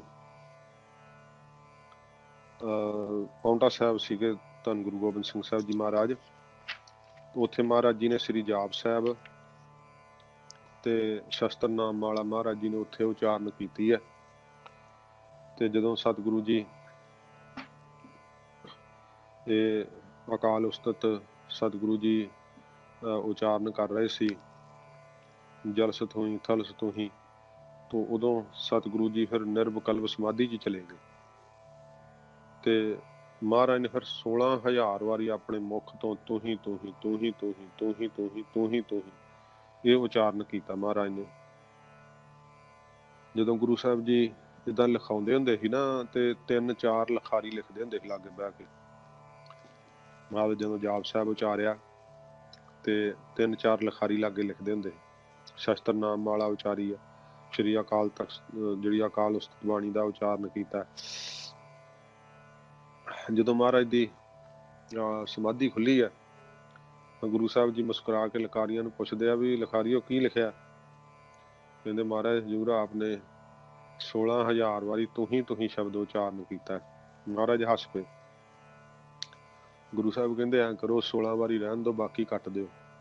ਤੇ ਫਿਰ ਮਹਾਰਾਜ ਜੀ ਨੇ ਉਹ 16 ਵਾਰੀ ਸ਼ਬਦ ਜਿਹੜਾ ਸ੍ਰੀ ਦਸਮ ਗ੍ਰੰਥ ਦੇ ਅੰਦਰ ਲਿਖਿਆ ਹੁੰਦਾ, ਤੂੰ ਹੀ ਤੂੰ ਹੀ ਤੂੰ ਹੀ ਤੂੰ ਹੀ ਤੂੰ ਹੀ ਤੂੰ ਹੀ ਤੂੰ ਹੀ ਤੂੰ ਹੀ ਤੂੰ ਹੀ ਤੂੰ ਹੀ ਤੂੰ ਹੀ ਤੂੰ ਹੀ ਤੂੰ ਹੀ ਤੂੰ ਹੀ ਤੂੰ ਹੀ ਤੂੰ ਹੀ, ਇਹ 16 ਵਾਰੀ ਲਿਖਿਆ। ਤੇ ਜੇ 16,000 ਵਾਰੀ ਲਿਖਿਆ ਹੁੰਦਾ ਤੇ ਸ਼ਾਇਦ ਕੋਈ ਨਾਸਤਕ ਸ਼ੰਕਾ ਹੀ ਕਰ ਲੈਂਦਾ ਵੀ ਇਹ ਕੀ ਅੰਗ ਕਿੰਨੇ ਭਰੇ ਤੁਸੀਂ ਲਿਖ ਕੇ। ਹਾਂਜੀ, ਪਰ ਇਹ ਜਿਹੜੀ ਸਮਾਧੀ ਹੈ ਜਿਹਦੇ ਵਿੱਚ ਜੁੜ ਕੇ ਉਸਤਤ ਕਰਦੇ ਆ ਭਗਤ ਜਨ ਪਿਆਰੇ, ਉਹ ਫਿਰ ਇੱਕ ਸ਼ਬਦ ਨੂੰ ਦੂਜੀ ਵਾਰੀ ਉਚਾਰਨਾ, ਉੱਥੇ ਪਿਆਰ ਵਿੱਚ ਦੋਸ਼ ਨਹੀਂ ਹੁੰਦਾ, ਉਸਤਤ ਵਿੱਚ ਦੋਸ਼ ਨਹੀਂ ਮੰਨਿਆ ਜਾਂਦਾ। ਉਹ ਤਾਂ ਨਿਰਵਿਕਲਪ ਸਮਾਧੀ ਹੈ, ਉੱਥੇ ਫਿਰ ਦੇਸ਼ ਕਾਲ ਵਸਤੂ ਨਹੀਂ ਹੁੰਦਾ। ਇਉਂ ਸੱਚੇ ਪਾਤਸ਼ਾਹ ਜੀ ਮਹਾਰਾਜ ਜੀ ਨੇ ਇਸ ਪੌੜੀ ਦੇ ਅੰਦਰ ਬਖਸ਼ਿਸ਼ ਕੀਤਾ ਹੈ ਕਿ ਵਾਹਿਗੁਰੂ ਜੀ ਦਾ ਧਿਆਨ ਕਰਨਾ। ਉਹ ਪਰਮੇਸ਼ਰ ਹੀ ਸਾਰੀਆਂ ਦਾਤਾਂ ਦੇ ਵਰਤਾਉਣ ਵਾਲਾ ਭੰਡਾਰੀ ਹੈ। ਜੋ ਕੁਝ ਉਹਨੇ ਪਾਇਆ ਇੱਕੋ ਵਾਰ ਹੀ ਪਾਤਾ ਹੈ। ਆਪਣੀ ਸ੍ਰਿਸ਼ਟੀ ਨੂੰ ਪੈਦਾ ਕਰਕੇ ਪਾਲਣਾ ਕਰਕੇ ਆਪ ਵੇਖਦਾ, ਸਿਰਜਣਹਾਰ ਹੈ। ਮਹਾਰਾਜ ਕਹਿੰਦੇ ਭਗਤੀ ਜਿਹੜੀ ਕਰਨੀ ਤੇ ਕਰਾਉਣੀ ਹੈ, ਇਹੀ ਸੱਚੀ ਕਾਰ ਹੈ। ਸਭ ਤੋਂ ਉੱਤਮ ਕਰਮ ਇਹੋ ਹੀ ਹੈ। ਕਿਉਂਕਿ ਕਿਆ ਵਰ ਕਾਜ ਤੇਰੇ ਕਿਤਾ ਨਾਕਾਮ, ਮਿਲ ਸਾਧ ਸੰਗਤ ਭਜ ਕੇਵਲ ਨਾਮ ਦਾ ਭਜਨ ਕਰ ਸਤ ਸੰਗਤ ਵਿੱਚ ਮਿਲ ਕੇ। ਇਸ ਕਰਕੇ ਮਹਾਰਾਜ ਪੌੜੀ ਸਮਾਪਤ ਕਰਦੇ ਆ, ਕਿਆ ਆਦੇਸ਼ ਤੇ ਸਹਿ ਆਦੇਸ਼, ਆਦ ਅਨੀਲ ਅਨਾਦ ਅਨਾਹਤ, ਜੁਗ ਜੁਗ ਇੱਕੋ ਵੇਸ।